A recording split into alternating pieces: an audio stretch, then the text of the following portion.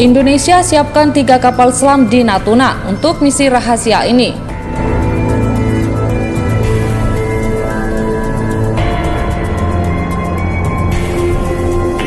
Halo Sobat Pena, jangan lupa klik tombol subscribe dan nyalakan tombol lonceng agar tidak ketinggalan video terbaru dari Pena Militer.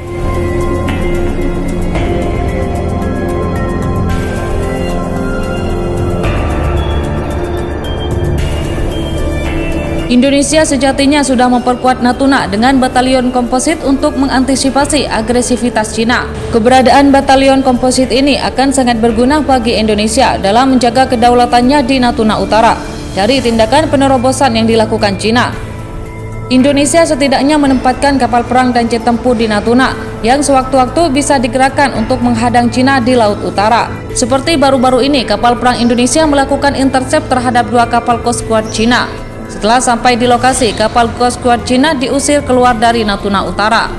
Unsur Cina tersebut menurut dan lantas pergi dari Natuna Utara. Inilah salah satu kegunaan adanya pangkalan militer di Natuna.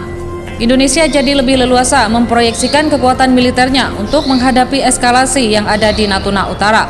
Tapi jangan salah, Cina sendiri sudah mempunyai pangkalan militer yang cuma berjarak 700 km dari Natuna Utara. Pangkalan militer tersebut dinamai Fire Cross Raid. Rupanya Cina sudah membangun pangkalan militer sedari setelah era Perang Dingin berakhir. Saat itu pada tahun 2000 menginisiasi pembangunan pangkalan militer di Teluk Halong, Pulau Hainan. Negara pertama yang membangun pangkalan militer baru di Asia Pasifik setelah Perang Dingin adalah Cina. Itu terjadi di Teluk Halong di Pulau Hainan, di tepi utara Laut Cina Selatan selama akhir tahun 2000. Alasan Cina membangun pangkalan militer di Teluk Halong simpel saja, sebagai langkah awal menegakkan klaim Nine Dash Line. Alasan nyata untuk membangun pangkalan itu adalah untuk lebih menegaskan klaim kedaulatan Cina atas perairan, katanya. Selain itu, Cina sengaja membangun pangkalan di Teluk Halong karena garnisun militernya bisanya terlalu kecil.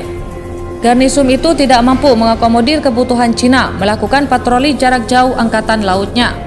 Pada saat itu, jangkauan militer Cina di wilayah tersebut terlalu pendek untuk melakukannya secara efektif. Pangkalan angkatan laut terdekat Cina desanya terlalu kecil untuk menampung armada besar, dan jangkauan pesawat taktisnya di Hainan tidak terlalu panjang untuk mendukung patroli reguler, apalagi operasi tempur di wilayah tersebut, ungkapnya.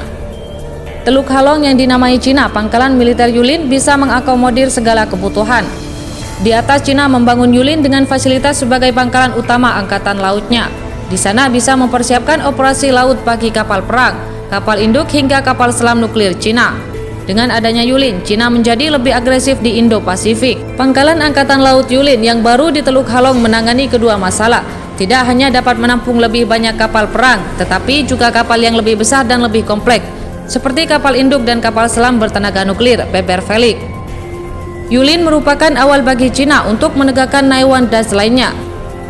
Pangkalan itu merupakan batu loncatan awal bagi Cina untuk menganeksesi pulau-pulau atau atol yang berada di wilayah negara lain.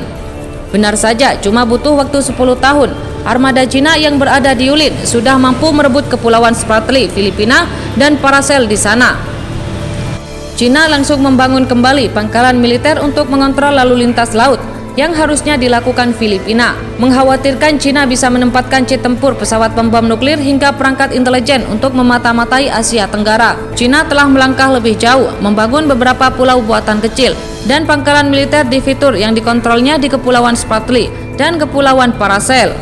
Bagaimana pendapat Anda? Silahkan tulis di kolom komentar.